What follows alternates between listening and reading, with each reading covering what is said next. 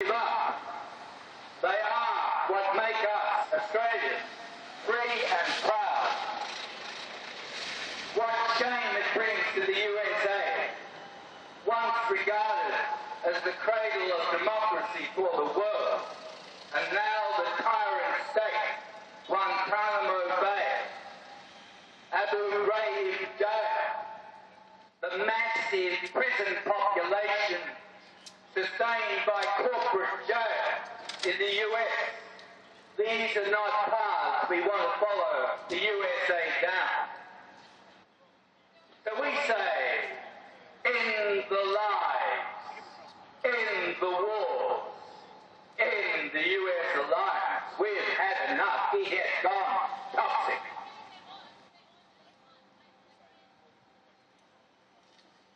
More people getting arrested, fighting to defend their rights and liberties.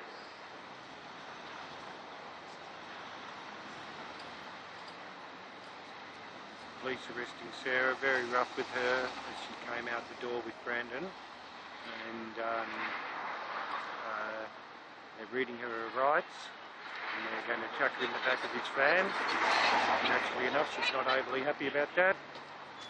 And that is just for going into the US Consulate and trying to present a petition about freeing Bradley Manning, stopping the harassment of Julian Assange. There you go. Down. They can't break her down. Let me remind you what she's standing for is right. Next Monday, 158 years ago,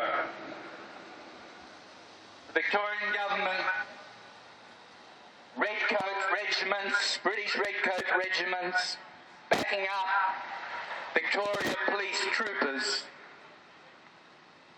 The Victoria Police is just 1 year old at this time, but they've been made tax collectors and they've become totally corrupt and vicious. People say, maybe things haven't changed. They still like making vicious arrests and breaking up protests like we saw with Occupy Melbourne last year. But in Ballarat, the people, the diggers, held their ground. On the 29th of November, a big meeting on Bakery Hill,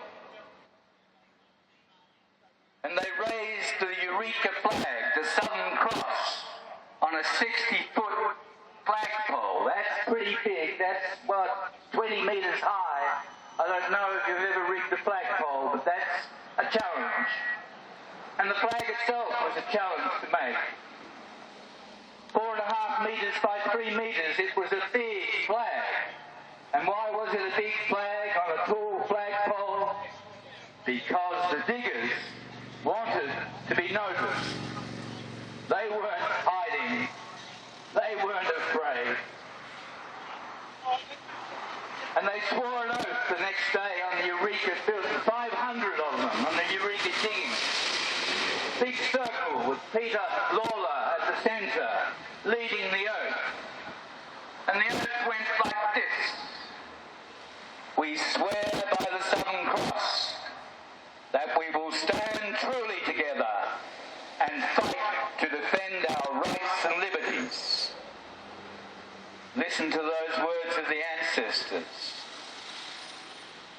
Under the Southern Cross, standing truly together and willing to fight for rights and liberties.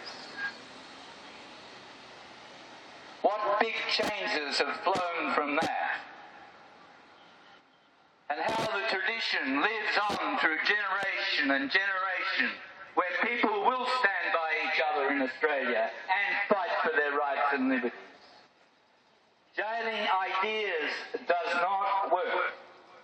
You cannot jail liberty. It always finds a way around. Perseverance and solidarity. Dr. Joe Toscano will be leading the commemoration of the 158th anniversary of the Eureka Rebellion in Ballarat next Monday morning, 4 a.m, 3rd of December. Joe's a wonderful storyteller and brings it home. Here's his distillation of what Eureka means.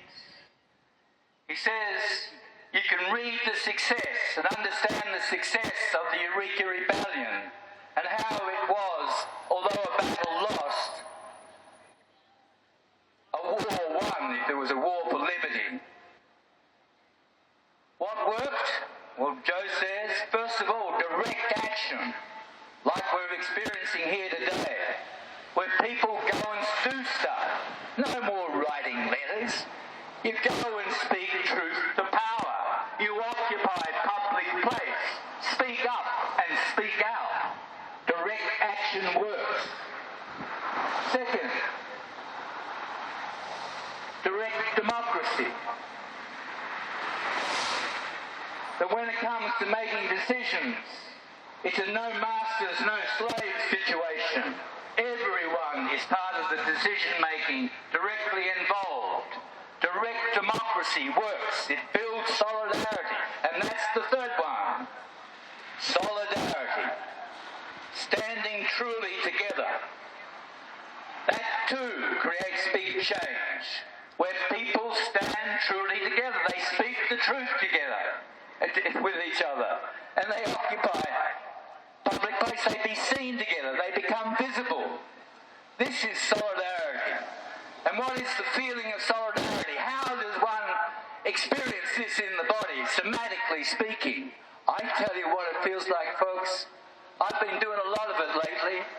It feels like happiness. When you stand with your mates and stand for rights and stand for justice, it's good for the heart.